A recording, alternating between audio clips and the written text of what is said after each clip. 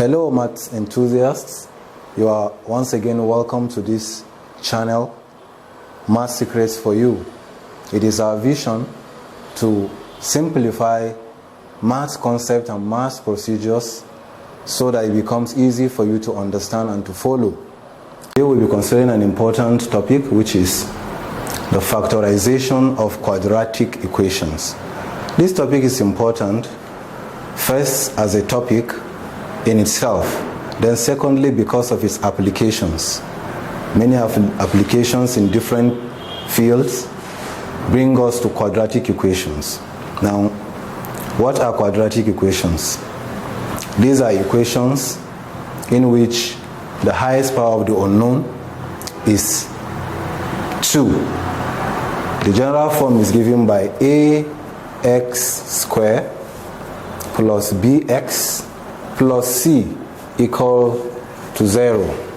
So if we have an equation like 2x squared minus 4x plus, let's say, 12 equals 0, this is a quadratic equation. Why? Because the highest index or power of x is 2. Here the power of x is 1. Here the power of x is 0, which x to the power 0 give 1, so 12 times 1 is 12. So now in this case, if you compare the two equations, you will see that for this equation, our a is equal to 2, while our b is equal to minus 4, and then our c is equal to 12. This is important because we're going to use it to simplify our work of factorizing a quadratic equation. Let's start with the first procedure. The first is, how do we factorize a quadratic equation when our a is equal to 1? For example, consider this quadratic equation.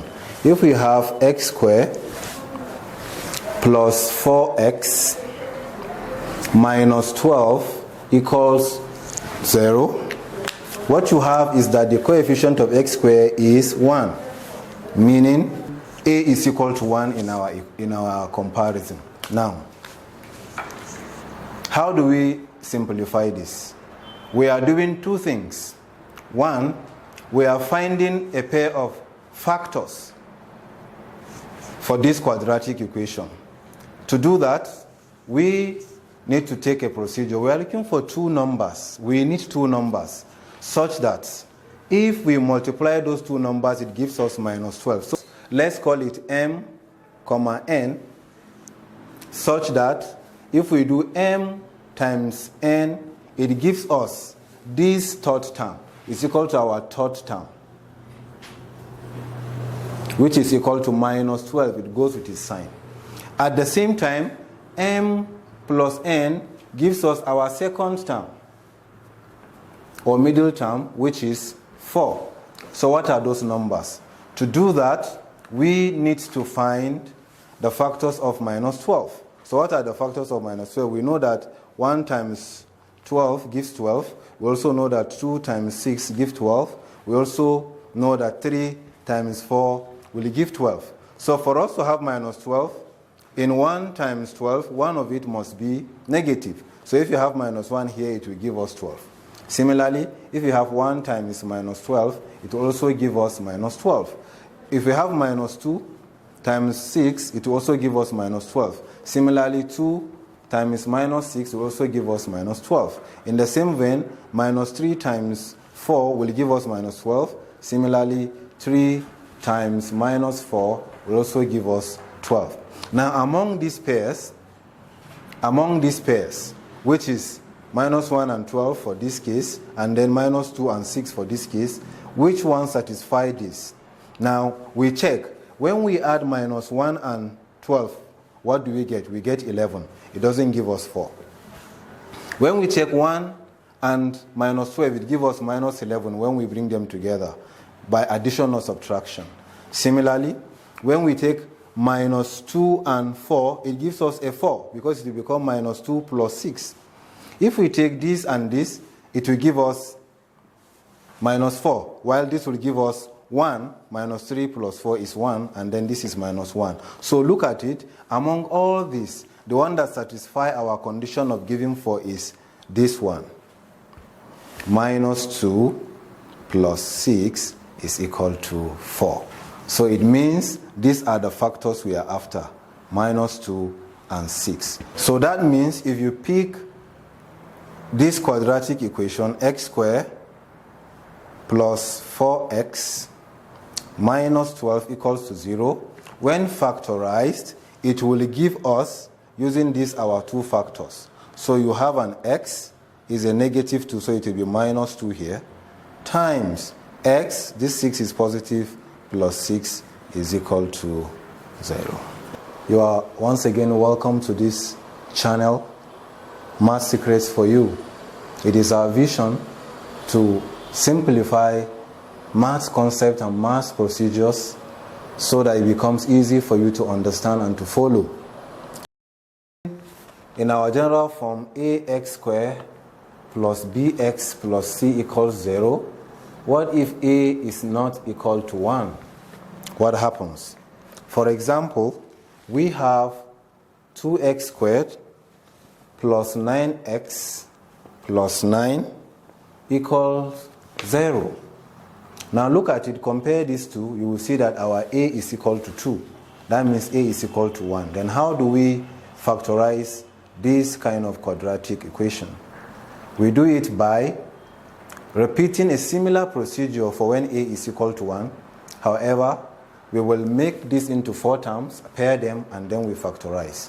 Here is the procedure.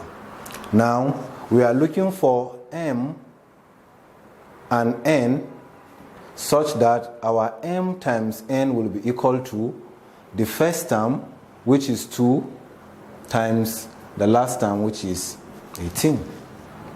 Similarly, we want a situation whereby m plus n will give us the middle term, which is 9. So our 18 here stands for a times c, while our 9 stands for b. You look at the equation, our b is 9, and our c is also 9. Now, how do we do that? We will look for the factors of 18, just like we did before. So look at it. To get 18, we know 1 times 18 will give you 18. So you have a pair of 1 and 18. We also have 2 times 9. Similarly, we have 3 times 6, giving us 18, giving us 3 and 6 as a pair of factors. So we inspect which pair, when multiplied, also gives us 18. All of them do that. But which among them, when summed, will give us 9? So look at this case. We have that 1 plus 18 gives us 19. So it's not what the pair we are looking for. Similarly, 2 plus 9 gives us 11. It's not the pair we are looking at. But look at 3 plus 6. It gives us 9. That is the pair we are looking at. The product gives us 18, while the sum gives us the middle term. Now,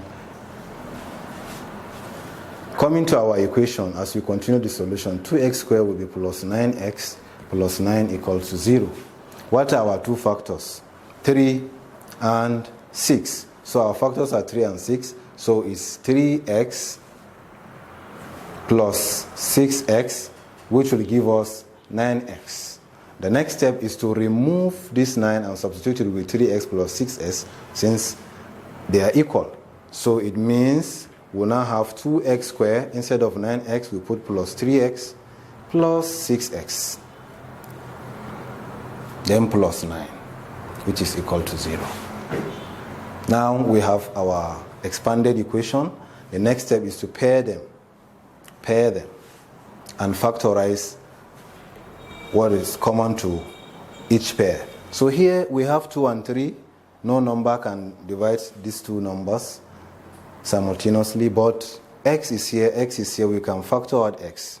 You can take it as, if you factor x out, take the whole of this and divide it by x. Whatever is left, you write it here. So 2x squared divided by x leaves us with 2x. Similarly, when we come here, 3x divided by x leaves us with 3. Then we come here, for the numbers, 3 can divide 6 and 3 can also divide 9 perfectly. So we now factor out 3. So 6x divided by 3 leaves us with 2x. Similarly, 9 divided by 3 leaves us with 3 plus 3 equals to 0. So we now have two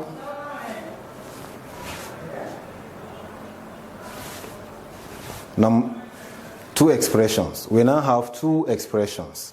Now look at it and observe that 2x plus 3 and 2x plus 3 is common to the 2.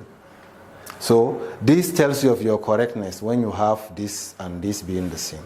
So we also factor it out and see what is left. So you have 2x plus 3.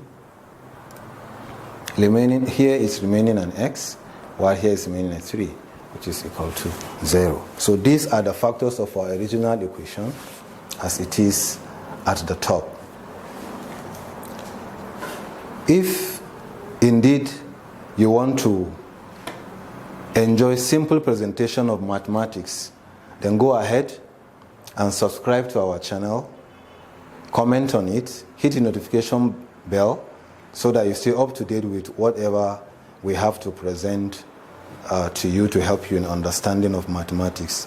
It is our goal, it is our objective to break down any complex mathematical procedure to simple and easy to learn steps. Now, this is our factorization of the original equation when a is not equal to 1. In this case, our a is equal to 2.